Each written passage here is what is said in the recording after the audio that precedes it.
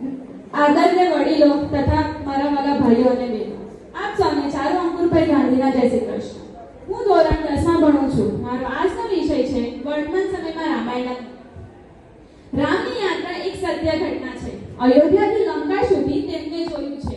સીતા સાથે અને હનુમાનની શક્તિ સાથે તે અંધકાર સામે લડ્યા અને પ્રકાશ લાવ્યા. જ્યારે તમને તમારા હક વિના કંઈક લેવાનું મન થાય ત્યારે મહાભારત શરૂ થાય છે, અને જ્યારે તમને તમારો અધિકાર છોડવાનું મન થાય ત્યારે રામાયણ શરૂ થાય છે. રામાયણ ભારતીય સંસ્કૃતિનું એક અનમોલ પુરાણ છે, જે આદિકાવ્ય તરીકે ઓળખવામાં આવે છે. આ મહાકાવ્યના મૂલ્ય અને શિક્ષણ આજે પણ આપણા દૈનિક જીવનમાં મહત્વપૂર્ણ શીખવે છે. જે સમયની પસાર થતા છતાં રામાયણ આપણને અદ્વિતીય રીતે માર્ગદર્શિકા આપે છે, જે વર્તમાન સમયમાં પણ સમર્થ પ્રેરણાદાયક છે. રામાયણના મૂલ્યો મુજબ ધર્મ અને સત્સંસ્કારના અનમોલ મહત્વના છે.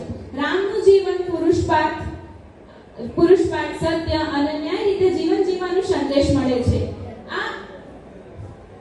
આ મૂલ્યો આપણા જીવનમાં માર્ગદર્શિકા તરીકે કાર્ય કરે છે. રામાયણમાં દર્શાવવામાં આવેલા સંયમ અને સત્સંસ્કાર આજે પણ અમૂલ્ય છે.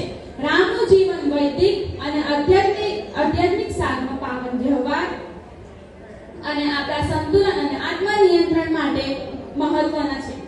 રામના પરિવારમાં ઘણા બધા સંબંધો ઉલ્લેખ કરવામાં આવ્યા છે, જાણે કે રામ અને સીતાનો પ્યાર તથા ભાઈલોક અને માતા પિતાના પ્રતિ સન્માન. આનાથી વિશેષ ઉલ્લેખ કરવામાં આવ્યો છે. આ મૂલ્યો આપણા જીવનના સદભાવના માટે રહેવા મહત્વપૂર્ણ આપે છે. રામાયણના પાત્રો ખાસ કરીને હનુમાન, લક્ષ્મણ અને સીતાએ પોતાના ધર્મ અને આના વિશિષ્ટ કાર્યકુશળતા અને નિષ્ઠા સાથે દાખવ્યા છે, જે વર્તમાન સમયમાં ઘણા પોતાના કાર્યને યોગ્ય રીતે કરવા અને નિષ્ઠા સાથે રહેવા માટે માર્ગદર્શિકા આપે છે.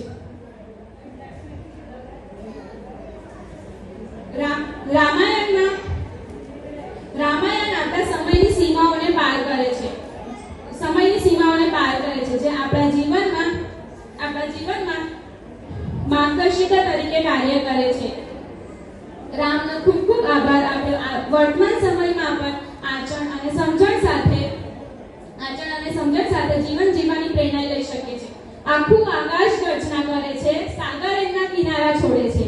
આખું આકાશ ગર્જના કરે છે, સાગર એમના કિનારા છોડે છે. આખું વિશ્વ ધ્રુજે છે જ્યારે જય શ્રી રામનો નારો ગુંજે છે. આખું વિશ્વ ધ્રુજે છે જ્યારે જય શ્રી રામનો નારો ગુંજે છે. જય શ્રી રામ. આપ સૌનો ખૂબ ખૂબ આભાર મને શાંતિથી સાંભળવા માટે. અસ્તુ.